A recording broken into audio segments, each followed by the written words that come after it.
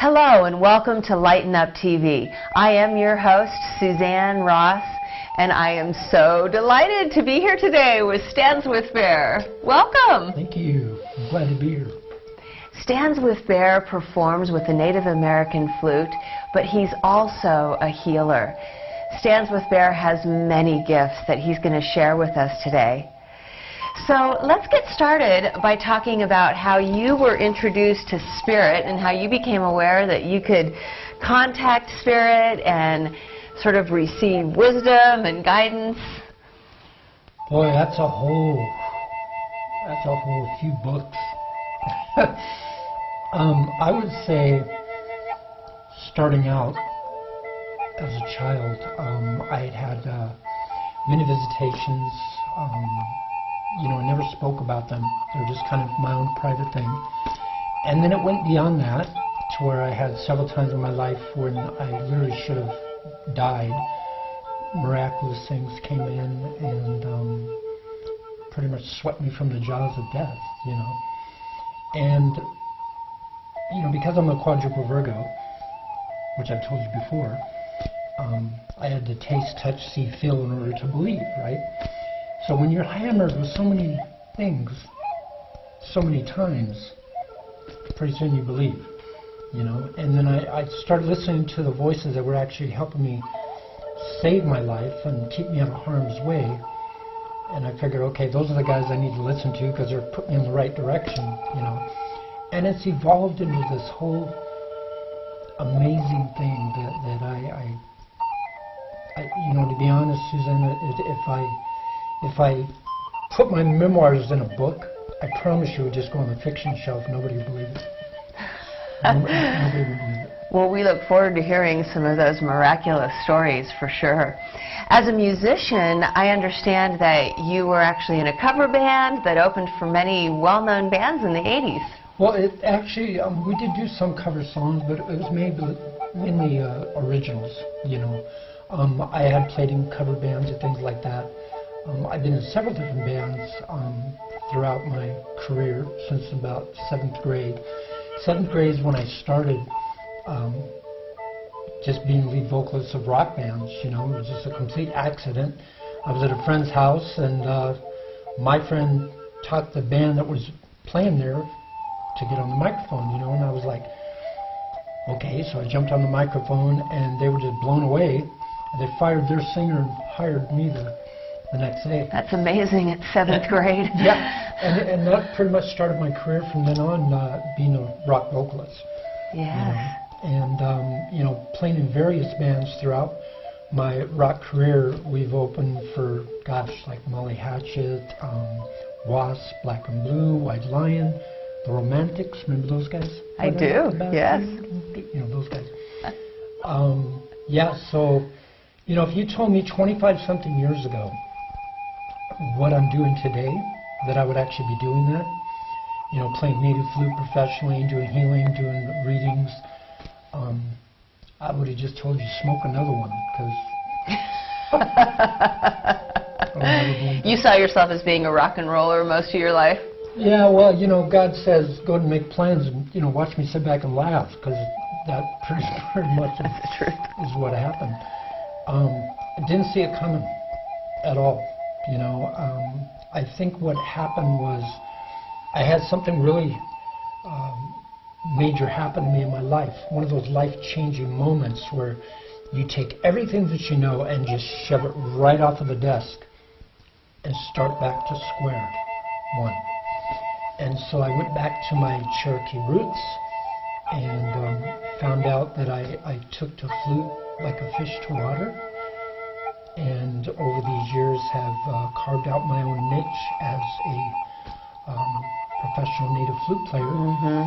And I had a few years back, there was a voting that happened nationwide, and I was voted as one of the top 10 players in the country, which I thought was pretty cool.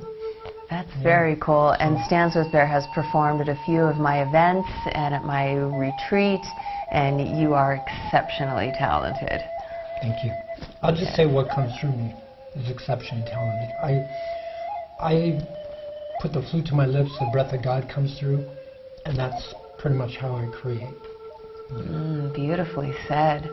Yes, it's very mesmerizing and fun, because you do play Native American music, but for fun you throw in some Fred Astaire and some You know, I'll do like some Eagles, or blow people's minds with like doing Moody Blues, like White Satin. Yeah. Or Nights in White Satin. I like mixing it up, and what I love really doing is going toe-to-toe with guitars on stage. You know, I have been coined as Eddie Van Halen of flutes. So, because they're doing the arpeggios, and I just follow right along with them. My dear friend Robin Miller and I, who I believe you've interviewed before, we did an amazing show a few years back called The Gift of Spirit, and it was all improv. We just got on the stage and went, and go. And it was magical.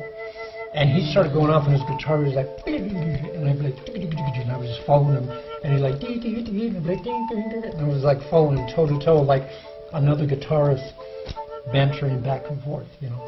And that was fun. Yes. But the flute guy is a great disguise. Yes, because there's so much more to Standswithbear, and that's really why I wanted to interview you, because you're really multidimensional. That's a good word for it. Yeah. I'll just lay it out there. You know, I'm a Starseed ambassador. For those of you that don't know what it is, there's many starborn that are here, Starseed. And obviously, if you're watching this channel, then you're obviously interested in that very thing.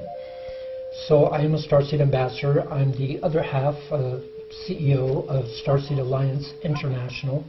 My beautiful girlfriend, Lightstar, is the other half. And we created a foundation to have Starseed helping other Starseed. You know, we wanted to be the ones that we didn't have when we were going through all this. And, you know, kind of come with me if you want to live, you know. And we love doing what we do. You know, we do it internationally. And I do a lot of healing modalities from many, many past lives that I've had, some Atlantean, some Lemurian, Tibetan, and but mainly everything that I do was taught to me by my star family, literally by my star family. I didn't learn it from a book, I didn't learn it from other people, I learned it directly from my star family through my visitations in dream time, and sometimes not so much dream, more like physical time. I remember the sheets being pulled off of me and just floating above my bed, and that's a long story. But, yeah, one of those guys, you know. But yes, when it comes straight through from spirit, I'm sure that magic and miracles unfold. So you discovered that you could be a healer. How did that happen for you? Oh, man. You know, the very first, I guess, foray that I had into that was I was down in Phoenix, and there was a gentleman named Bob Copeland, and he channeled a being known as Ashland. Now, Bob was just a truck driver, and all of a sudden this being came to him, and he began to channel, and he was really good at what he did. And so it was my first channeling experience, and I watched him in the little trailer, and his wife handed me the tissues and said, "You're going to need these," and she was right. And what was really interesting is when he was in the channel, he took me through his whole vigil, and Ashland was holding up this rose, and he tipped it upside down, and it poured into the stream and turned pure white. And then he held up the rose, and an eagle came and grabbed it and flew over the mountain. And he goes, "Healer coming forth." And I got chills all through my body. I was like, "Healer? What? I never want to be a doctor. What?" You know, because I no concept. And then I found out exactly what he meant, because I started doing laying on of hands with people, and I started seeing their ailments going away.